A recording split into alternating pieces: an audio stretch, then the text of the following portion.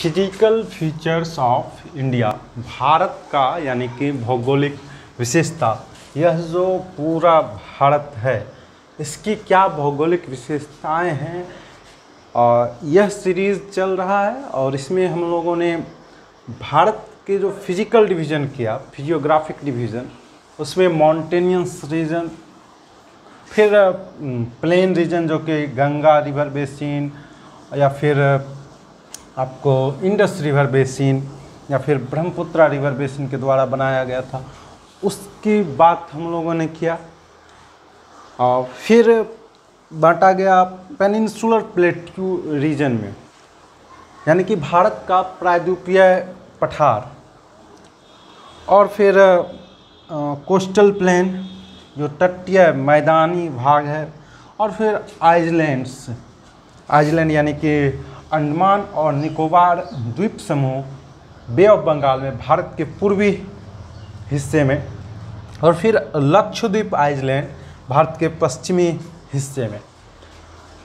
तो अभी तक हम लोगों ने विस्तृत रूप से माउंटेनियस रीजन के बारे में पढ़ा, इंडियन माउंटेन, और फिर Indian great plains of the north India, उत्तरी भारत के उत्तरी भाग का जो विस्तृत मैदान है उसके बारे में पढ़ा। आज हम लोग विस्तृत रूप से पढ़ाई करेंगे peninsular plateau of India, Bharat के प्रायद्वीपीय पठार के बारे में। इसकी क्या सिग्निफिकेंस है, इसको पहले हम जान लेते हैं। क्या महत्वपूर्ण भूमिका इस भूभाग ने भारत के लिए निभाया। तो अगर इसकी बात करें इंडियन सब कॉन्टिनेंट में, तो यह माना जाता है कि यह जो भूभाग है, this land mass stable from its origin, अपने निर्माण काल से लेकर के अभी तक यह स्टेबल लैंड मास है, और आज तक इसमें किसी तरह का उतनी दरारें या फिर खंडित नहीं हुआ है, और सी लेवल से यह ऊपर रहा है। इसकी खासियत यही रहा है कि आज तक सबमर्ज नहीं किया सी लेवल के नीचे। जैसा कि आपको पता था कि थेथिस सागर हुआ करता था, और दो लैंड मासेस के टकराने से भारत का जो आज की अवस्थितियां हैं, आज की परिदृश्य है, उसका निर्माण हुआ। जैसे ऊपर से आपको यूरेशियन लैंड मास हुआ करते थे, यानी कि नॉर्दर्न साइड से और साउदर्न साइड से गोंडवाना लैंड मास जो दोनों टकराए, और बीच में थेथिस सागर हुआ करते थे। उसमें जो गाद मलबा का जमाव हुआ, फिर फोल्डिंग हुआ, उसके बाद फिर आपको माउंटेन बने, हिमालय पठार बने, फिर उसमें अपर्दनात्मक क्रियाएं हुई, इरोजनल प्रोसेसेस हुए, फिर गाद मलबा जमते जमते एक रिवर बेसिन द्वारा, मूल रूप से गंगा रिवर बेसिन या फिर इंडस रिवर बेसिन और ब्रह्मपुत्र बेसिन, रिवर बेसिन, इनके द्वारा एक विस्तृत मैदानी भाग का निर्माण किया गया, प्लेन रीजन्स का। और साथ ही जब peninsular plateau of India, Bharat के प्रायद्वीपीय पठार की बात होगी, तो यह जाना जाता है अपने इस मूल रूप से कि store house of the minerals, खनिजों का यहाँ पर स्टोर हाउस है। साथ ही गोंडवाना कोल जो है, गोंडवाना कोयला का 98% हिस्सा इसी क्षेत्र में है। साथ ही जो कॉटन के उगाने की जो भूमि है, ब्लैक सॉइल, वह भी इसी क्षेत्र में पाया जाता है। और इस क्षेत्र में का जो बाउंड्री देखा जाता है वह नॉर्थ में रिवर बेसिन है, गंगा यमुना रिवर बेसिन। साथ ही नॉर्थ वेस्ट में अरावली रेंज है। फिर वेस्टर्न साइड में 23.1/2 डिग्री से नीचे मान के चलिए वेस्टर्न घाट्स, और फिर ईस्टर्न साइड में ईस्टर्न घाट्स, इनके द्वारा यह निर्माण हुआ है। यह बाउंड्री बनाता है पेनिनसुलर प्लेट्यू ऑफ इंडिया का।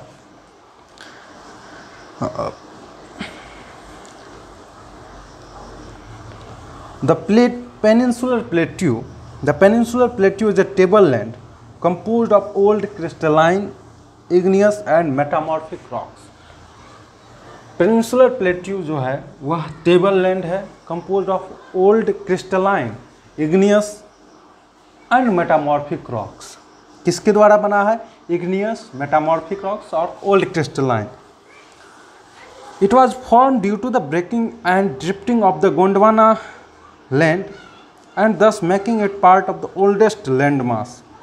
इसका जो निर्माण हुआ है उसका कारण है breaking and drifting of Gondwana land. Gondwana land के ड्रिफ्टिंग से, ब्रेकिंग से इसका निर्माण हुआ है। और इस रूप में कहा जाए तो यह ओल्डेस्ट लैंड मास है। The plateau has broad and shallow valley and rounded hill. इस प्लेट्यू भाग में ब्रॉड, चौड़ा और शैलो वैली है। मूल रूप से बात करें तो मालवा पठार, मालवा प्लेट्यू और दक्कन प्लेट्यू, ये दो भूभाग हैं।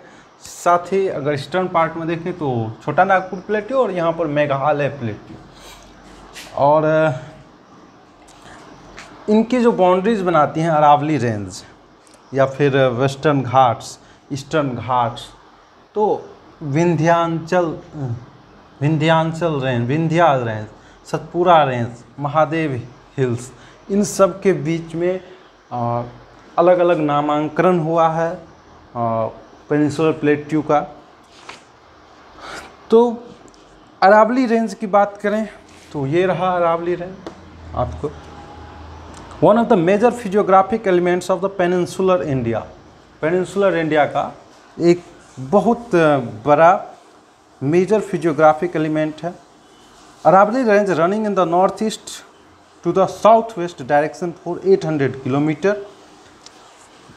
नॉर्थ ईस्ट से साउथ वेस्ट 800 किलोमीटर के क्षेत्र में यह फैला हुआ है, between Delhi and Palampur near Ahmedabad.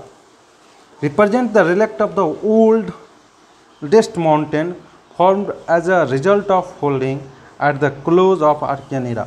इस अरावली रेंज का, अरावली श्रेणी का जो निर्माण हुआ है वह आर्कियन एरा में हुआ है और यह विश्व का प्राचीनतम माउंटेन सिस्टम को रिप्रेजेंट करता है अरावली श्रेणी। उसके बाद आपको यहाँ पर विंध्याचल रेंज है, विंध्याचल श्रेणी। Vindhyachal range rise as an escarpment flanking on the northern edge of the Narmada zone through overlooking Narmada valley. Narmada valley, ये जो नर्मदा रिवर है, इसके उत्तरी छोर पर विंध्याचल श्रेणियाँ हैं और यह श्रेणी आपको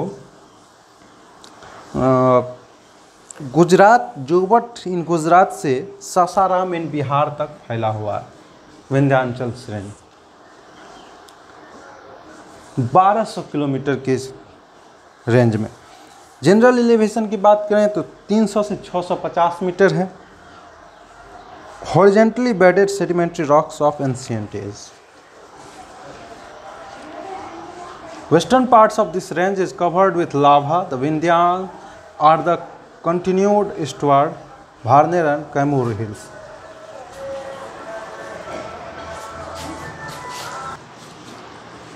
विंध्याचल श्रेणी की बात करें तो इसकी खासियत यह है कि यह वाटर शेड के रूप में काम करता है between northern river, Ganga river system and the southern river system. Bharat का जो दक्षिणी भाग का जो रिवर सिस्टम है और फिर गंगा रिवर सिस्टम, इनके बीच में यह वाटर शेड का काम करता है।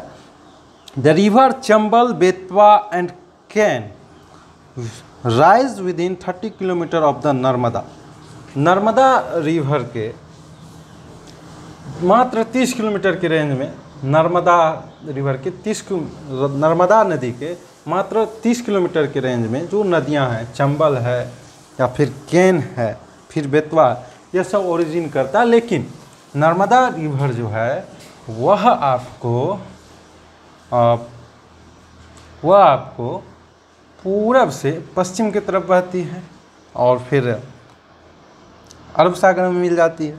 लेकिन चंबल, बेतवा, केन ये सब जो नदियाँ हैं वो उत्तर भारत की तरफ बहती हैं और फिर गंगा रिवर बेसिन से मिल करके आगे बढ़ करके बंगाल की खाड़ी में मिल जाती हैं। ये है विंध्याचल रेंज की विशेषता। अब है सतपुड़ा रेंज। ये जो आप देख रहे हैं ये रेंज सतपुड़ा रेंज, यह कहाँ है सतपुड़ा रेंज? तो नर्मदा रिवर बेसिन और तापी नदी, इन दोनों के मध्य में सतपुड़ा श्रेणी है। सतपुड़ा मतलब होता है 7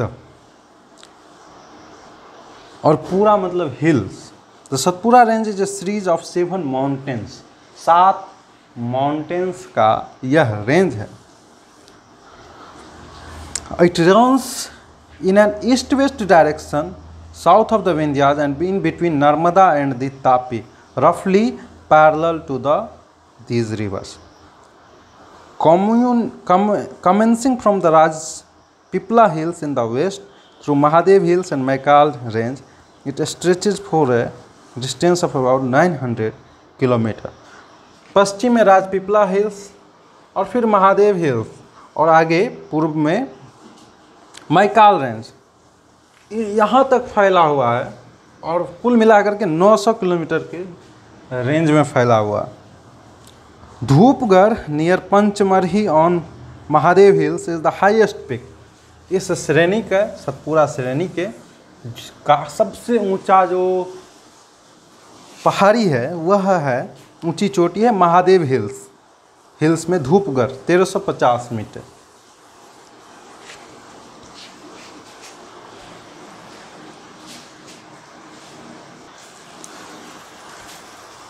इंडिया का जो पेनिनसुलर प्लेट्यू है, इंडिया का जो पेनिनसुलर प्लेट्यू उसके वेस्टर्न भाग में वेस्टर्न घाट्स हैं। यह वेस्टर्न घाट्स जो है एक और नाम से जाना जाता है, वह है द सह्याद्री। इसकी क्या विशेषता है? Forming the western edge of the Deccan tableland. ये जो दक्कन का जो प्लेट्यू है इसके पश्चिमी भाग में इसका विस्तार है। Run in north south direction, उत्तर से दक्षिण की तरफ यह है। 21 डिग्री नॉर्थ से लैटिट्यूड से फिर आपको 11 डिग्री नॉर्थ लैटिट्यूड तक इसका विस्तार है। एवरेज एलिवेशन की बात करें तो वह 1000 मीटर है from the western coastal plain और 1600 किलोमीटर की दूरी यह तय करता है वेस्टर्न घाट्स। इसको 3 भाग में बांटा गया है, the northern section, the middle Sahyadri and the southern part. Northern section में जो है 21 डिग्री नॉर्थ से 16 डिग्री नॉर्थ के बीच, 21 डिग्री नॉर्थ से 16 डिग्री को नॉर्थ के बीच, forming Tapi valley to a little north of Goa. Tapi की जो घाटी है उससे से लेकर के गोवा के थोड़ा सा उत्तर तक नॉर्दर्न सेक्शन है। थार घाट एंड भोर घाट जो महत्वपूर्ण पासेस हैं उसकी बात कर रहे हैं। थार घाट एंड भोर घाट which provides passes by road and rail between the Konkan plain in the west and the Deccan plateau in the east। ये जो थार घाट है या भोर घाट है यह northern section of the western Ghats में है और यह पासेस मुहैया करवाता है बिटवीन द कोंकण प्लेन, ये जो कोंकण प्लेन है पश्चिम में, साथ ही डेक्कन प्लेट्यू का जो भाग है पूरब में, इनके बीच। मिडिल सह्याद्री की बात करें तो वह रन्स करता है from 16 degree north latitude up to Nilgiri hills, 16 degree north latitude से नीलगिरी हिल्स तक, lying at a stone throw from the Arabian sea coast. अरब सागर के तट से मात्र एक पत्थर की दूरी पर यह रेंज है, middle Sahyadri range.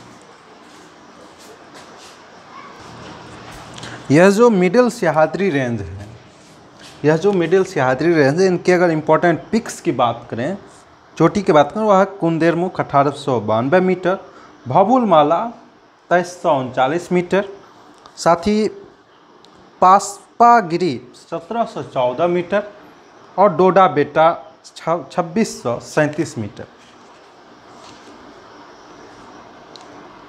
Nilgiri hills which join the Sahyadri near the Guldar rise abruptly to over 2000 meters and mark the junction of the Western Ghats and the Eastern Ghats। जो नीलगिरी हिल्स है, यहाँ पर वेस्टर्न घाट्स और eastern Ghats का junction है, दोनों मिलता है।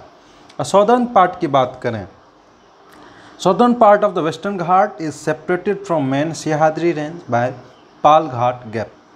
मुख्य सह्याद्री रेंज से जो सॉदर्न पार्ट अलग होता है, वह पाल घाट गैप के द्वारा अलग होता है। Present a sudden break in the continuity of the mountain. यह घाट, यह जो गैप है, पाल घाट गैप, वह 24 से 30 किलोमीटर है, 24 से 30 किलोमीटर। एवरेज एलिवेशन की बात करें तो वह 75 से 300 मीटर। और जो यहाँ की बॉर्डरिंग हिल्स हैं, वह 1500 से 2000 metre above mean sea level. यहाँ रिफ्ट वैली है, formed by the subsidence of land between parallel fault line, connect Tamil Nadu with coastal plain Kerala। यह जो पाल घाट गैप है, it is through this gap that moist bearing clouds of the southwest monsoon can penetrate some distance inland, bringing rain to parched Mysore region। Mysore क्षेत्र में जो दक्षिण पश्चिम monsoon के कारण बारिश होती है, वह इसी पाल घाट गैप के कारण होता है। जैसा कि हमें पता है कि पहाड़ जो है वह रोक देता है बारिश को। वेस्टर्न घाट्स की जो पहाड़ियाँ हैं, दक्षिण पश्चिम मानसून सिर्फ यहाँ टकरा के इसी भाग में, वेस्टर्न कोस्टल प्लेन भाग में बारिश करवाती है। और जो पाल घाट गैप है, इसी गैप से मैसूर रीजन में बारिश हो जाती हैं कुछ दक्षिण पश्चिम मानसून के कारण। Anamudi 2695 metre is the highest peak in the whole of the southern India.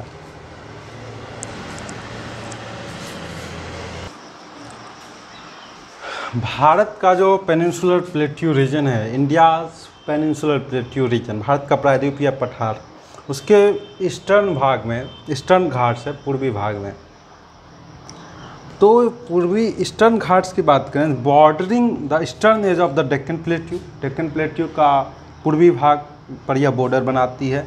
The eastern Ghats run along the parallel to the east coast of India. Bharat के पूर्वी तट के अलोंग यह मूव करता है, इसकी श्रेणियां हैं। Living behind broad plains between their base and the coast. एक विस्तृत मैदान का निर्माण करता है अपने बेस में और कोस्ट के बीच। The eastern Ghats are a chain of highly broken and detached hill starting from the Mahanadi in Orissa to Vaigai in Tamil Nadu. ये महानदी उड़ीसा से वैगाई इन तमिलनाडु तक इनका भूभाग है ईस्टर्न घाट्स का। Northern part between Mahanadi and Godavari, Mahanadi और गोदावरी के बीच में northern part. Southern part Cuddapah और कुर्नूल डिस्ट्रिक्ट के बीच में सॉदर्न पार्ट। और farther south eastern Ghats merge with the western Ghats. ये सब हमने श्रेणियाँ देख लिया पेनिनसुलर प्लेट्यू का। जो मुख्य प्लेट्यूज़ हैं वह है मालवा प्लेट्यू, डेक्कन प्लेट्यू, छोटा नागपुर प्लेट्यू और यहाँ पर है Meghalaya plateau.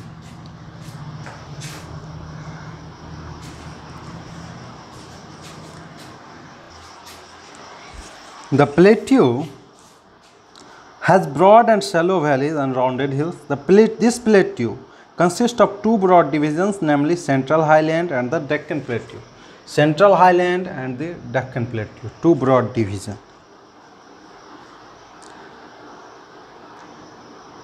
The part of the peninsular plateau lying to the north of the Narmada river, covering a major area of the Malwa Plateau, is known as Central Highland. जो इस plateau का भाग है जो नर्मदा नदी के उत्तर में है, जो कि एक विस्तृत क्षेत्र मालवा प्लेट्यू का कवर करता है, वह जाना जाता है सेंट्रल हाईलैंड्स के रूप में. The Vindhyan range is bounded by Satpura range on the south and the Aravalli on the northwest. Vindhyan range की बात करें तो वह सतपुरा रेंज साउथ में और Aravalli range in north west. The further westward extension gradually merged with the sandy and rocky desert of Rajasthan. फिर उससे पीछे फर्दर वेस्टवर्ड एक्सटेंशन वह मर्ज कर जाता है डेजर्ट भाग से ऑफ राजस्थान, राजस्थान के मरुस्थलीय भाग से. The flow of rivers draining this region namely Chambal, Sindh, Betwa and Ken. Chambal, Sindh, Betwa and Ken, ये चंबल नदी की घाटियाँ हैं. इसी में चंबल, सिंध, बेतवा, कैन, ये सेंट्रल हाईलैंड्स एरियाज़ के नदी हैं. The central highland are wider in the west, पश्चिम में वह चौड़ा है, but narrower in the east, पूर्व में वह सकरा हो जाता है. The eastward extension of this plateau is locally known as Bundelkhand. जो ईस्टवर्ड एक्सटेंशन है इस प्लेट्यू का, सेंट्रल हाईलैंड प्लेट्यू का, वह बुंदेलखंड का क्षेत्र कहलाता है. एंड द बघेलखंड, और बघेलखंड का क्षेत्र कहलाता है. द छोटा नागपुर प्लेट्यू, ये जो छोटा नागपुर प्लेट्यू है, mark the further eastward extension drained by the Damodar river. Damodar नदी के द्वारा छोटा नागपुर प्लेट्यू इसी सेंट्रल हाईलैंड का पूर्वी छोर है. The Deccan plateau is a triangular landmass. ये जो डेक्कन प्लेट्यू है वह ट्रायंगुलर लैंडमास है, यानी कि त्रिभुजाकार. That lies to the south of the river Narmada. Narmada नदी जो है, नर्मदा नदी इसके दक्षिण में लाइज करता है, अवस्थित है. While the Mahadev and the Kaimur hills and the Maikal range form its eastern extension. जो पूर्वी एक्सटेंशन है वो Mahadev hill, Satpura hill, Satpura range, Mahadev hill, Kaimur hill and the Maikal range form its eastern extension. The Deccan plateau is higher in the west and slopes gently eastward. Deccan plateau जो है वह higher है waste में और ईस्ट में दूर ऊंचाई घट जाती है. इसी कारण से जो नदी बहती हैं वह फ्रॉम वेस्ट टू ईस्ट है, except Narmada and Tapi river basin. जो एवरेज एलिवेशन की बात किया गया है डेक्कन प्लेट्यू का.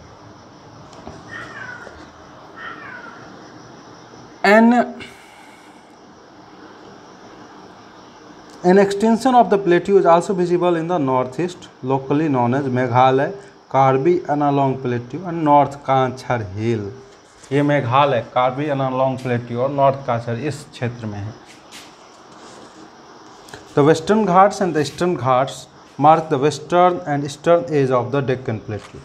Western Ghats and eastern Ghats mark the western and eastern edge of the Deccan Plateau. Western Ghats lie parallel to the western coast. Western Ghats ठीक parallel है western coast के, and they are continuous and can be crossed through passes only. हमने भोर घाट और पाल घाट बता दिया. The western Ghats are higher than the eastern Ghats. Western Ghats की जो ऊंचाइयां हैं वह अधिक हैं बनिस्पत ईस्टर्न घाट्स के. Their average elevation is 900 to 1600 metre as against 600 metre. Western Ghats की जो एवरेज एलिवेशन है, ऊंचाइयां हैं, वो 900 to 1600 मीटर है. बनिस्पत ईस्टर्न घाट्स के वह 600 metre. Eastern Ghats stretch from the Mahanadi valley to the Nilgiris in the south. Mahanadi valley से Nilgiri in the south. The eastern Ghats are discontinuous and irregular and dissected by river draining into the Bay of Bengal. Eastern Ghats regular नहीं है, irregular है. And डायसेक्टेड bye reverse, नदियों द्वारा कटाव बना करके draining to the bay of into the bay of Bengal, bay of Bengal की खाड़ी में जो नदियां हैं वह समा जाती हैं। The height western Ghats causes orographic rain by facing the rain bearing moist wind to rise along the western slopes of the Ghats. The Western Ghats causes orographic rain by facing the rain bearing moist wind to the rise along the western slopes of the Ghats. The Western Ghats are known by different local names. Western Ghats में अलग अलग local नाम हैं। The height of the Western Ghats progressively increases from north to south. जो height है वह western Ghats का progressively लगातार उत्तर से दक्षिण की तरफ जब आप जाएंगे तो वह बढ़ते जाता है। The highest peak include the Anaimudi, जो हाईएस्ट पीक है वह है Anaimudi and the Doddabetta. Mahendragiri 1501 metre is the highest peak in the eastern Ghats. Eastern Ghats में महेंद्रगिरी वह सबसे हाईएस्ट पीक है 1501 मीटर के। Shevaroy hill and Javadi hill are located to the south east of the eastern Ghats. Eastern Ghats के साउथ ईस्ट में आपको कौन सा है, Shevaroy hill and Javadi hill. One of the distinct feature of peninsular plateau is the black soil area known as Deccan trap. Deccan trap black soil area, यह एक विशेषता है जहाँ पर कि कॉटन की खेतियाँ होती हैं, कपास की खेतियाँ। Actually these rocks have denuded over time and responsible for the formation of black soil. The Aravalli hill lie on the western and north western margin of the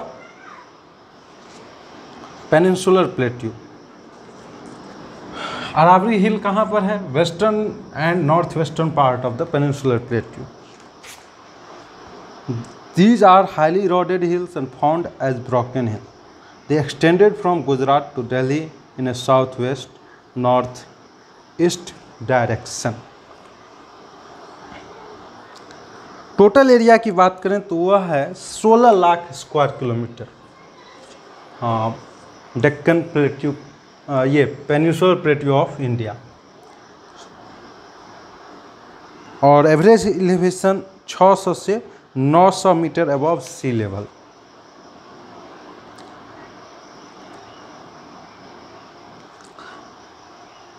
central highland जो यहाँ पर है वह इस रूप में जाना जाता है, known as the central highland, also called the Madhya Bharat पठार in the west of the Marwar upland.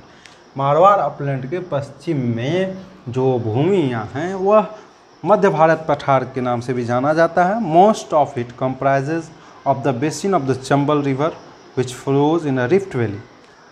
Rift valley या चंबल नदी जो रिफ्ट वैली में फ्लो करती है, इसी क्षेत्र में है। बुंदेलखंड अपलैंड, यहाँ Bundelkhand upland to the south of the Yamuna river, Yamuna नदी के दक्षिण में बिटवीन द मध्य भारत पठार and the Vindhyan scarpland is the old dissected upland Bundelkhand gneisses comprising of granite and gneisses. Average elevation की बात करें 300 से 600। सनाइल टोपोग्राफी है बुंदेलखंड की। द मालवा प्लेट्यू रफली form a triangle based on the Vindhyan hill bounded by the Aravalli range in the west and sharply defined scrap overlooking Bundelkhand in the east. Malwa plateau में दो system of drainage हैं, river की जो system है, एक है अरब सागर की तरफ और एक है आपको बे ऑफ बंगाल की तरफ। One towards Arabian sea, the Narmada and the Tapi, Narmada and Tapi, Narmada river and Tapi river, Arabian sea and the Chambal river basin towards bay of Bengal. In the north, the plateau is marked by Chambal ravines.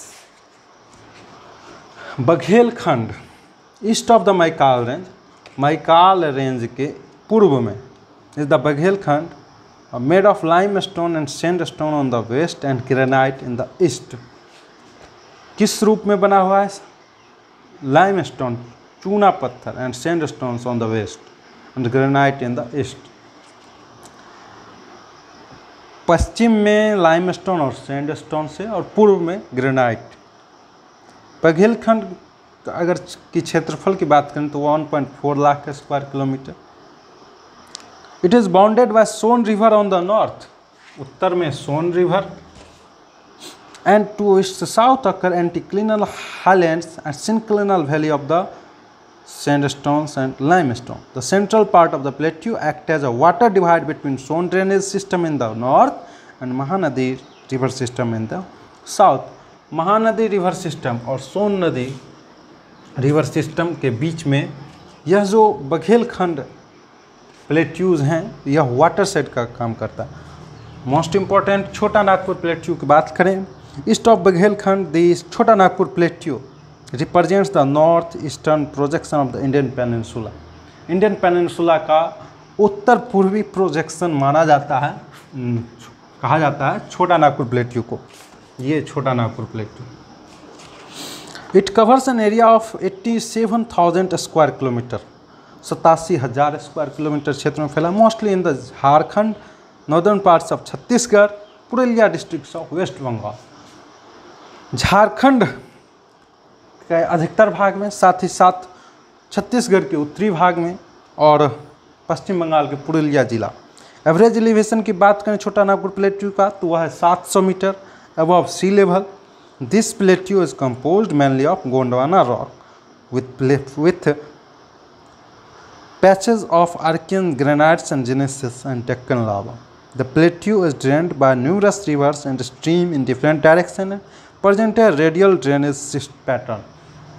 Radial drainage pattern छोटा Nagpur plateau में जो river basin अलग अलग दिशाओं में निकलती हैं। River जैसे like Damodar, the Subarnarekha, the north Kiul, the south Kiul and the Barakar have developed extensive direct drainage basin. Gondwana coal fields, which provide bulk of coal, are found in this region. North of the Damodar river is the Hazaribagh plateau. Damodar नदी के उत्तर में Hazaribagh plateau है with an average elevation 600 metre above the mean sea level, 600 metre average elevation. It looks like a peneplain due to large scale erosion. यह peneplain के रूप में दिखाई पड़ता है due to large scale of erosion. Parasnath hills इसी भाग में है। साथ ही the Ranchi plateau to the south of the Damodar river, Damodar river के साउथ में रांची प्लेट्यू है। Valley rises to about 600 metre above mean sea level, 600 metre की हाइट पर है above mean sea level. The Rajmahal hill forming the north eastern edge of the Chota Nagpur plateau. राजमहल की जो पहाड़ियाँ हैं वह राजमहल की जो पहाड़ियाँ हैं वह छोटा नागपुर प्लेट्यू का पूर्वी छोर को इंगित करता है। Are the mostly made of basalt and covered by lava flows. They run in the north south direction and rise to average elevation of 400 metre. उत्तर से दक्षिण की तरफ दिशा में फैला हुआ है, 400 मीटर एवरेज एलिवेशन। साथ ही Meghalaya plateau, Garo Khasi Jaintia, the north eastern parts, उत्तर पूर्वी भारत में। The rocks of the peninsular plateau of the India extend further north east beyond the Rajmahal hill and form a rectangular block known as Meghalaya and Shillong plateau. The plateau has been separated from the main block of the peninsular plateau a wide gap known as Garo Rajmahal gap. This gap was formed by down faulting was later filled by sediment deposited by the Ganga. Shillong highest point है। Western गारो hills, central में खासी और eastern Mikir है। गारो, खासी, जैंतिया और मिकिर हिल। Deccan plateau की बात करें, this is the largest unit of the peninsular plateau of India. यह पेनिनसुलर प्लेट्यू ऑफ इंडिया का सबसे बड़ा यूनिट है, 5 लाख स्क्वायर किलोमीटर क्षेत्र में फैला हुआ। The triangular plateau is bounded by Satpura and Vindhyanchal in the Vindhya in the north west. Satpura और विंध्या नॉर्थ वेस्ट में गिरा हुआ है। The Mahadev and the Maikal in the north, Mahadev और मैकाल यहाँ पर आपको नॉर्थ में। Western Ghats in the west, western Ghats in the west and eastern Ghats in the east, इनके बीच में डेक्कन प्लेट्यू है। With an average elevation 600 metre, it rises to 1000 metre in the south but dips to 500 metre in the north. Average elevation की बात करें तो वह है आपको 600 मीटर और 1000 मीटर तक दक्षिण में बढ़ जाते हैं ऊंचाई, but dips 500 metre in the north. Its average slope is formed west to east. Average slope की बात करें तो पश्चिम से पूर्व की ओर है। जो भी नदियां हैं, महानदी या फिर गोदावरी या फिर कावेरी, कृष्णा, ये सब के सब नदी आपको वेस्ट से ईस्ट की तरफ बहती हैं। मतलब कि एवरेज एलिवेशन जो स्लोपिंग है वह वेस्ट टू ईस्ट है।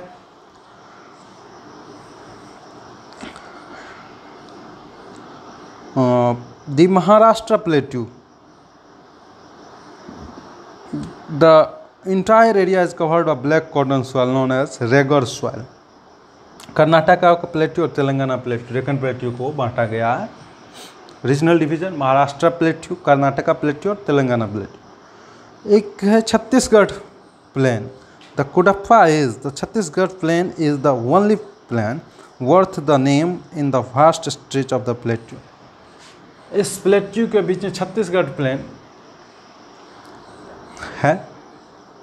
It is saucer shape depression drained by the upper Mahanadi and the whole basin lies between Maikal range and the Orissa range. Orissa range और मैकाल रेंज के बीच में छत्तीसगढ़ प्लेन है।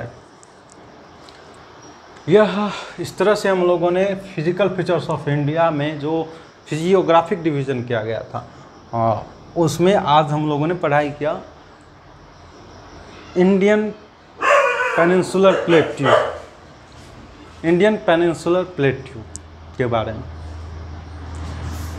और यहाँ पर अगर पूरे भारत की दृष्टि से देखें तो कौन कौन नदियाँ हैं, ये ब्रह्मपुत्र नदियाँ, सांगपो नदी तिब्बत में कहलाती हैं और फिर यहाँ पर ब्रह्मपुत्र नदी।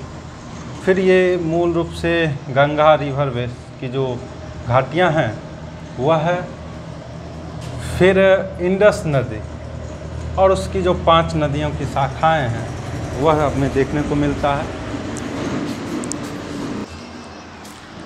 जो इंडस नदियां हैं और फिर इंडस नदी में 5 नदियां हैं, झेलम है, रावी है, सतलज है, ब्यास है और फिर आपको नर्मदा नदी जो कि पूरब से पश्चिम की ओर बहती हैं, अरब सागर में मिलती हैं। तापी नदी, यहाँ माही नदी हैं।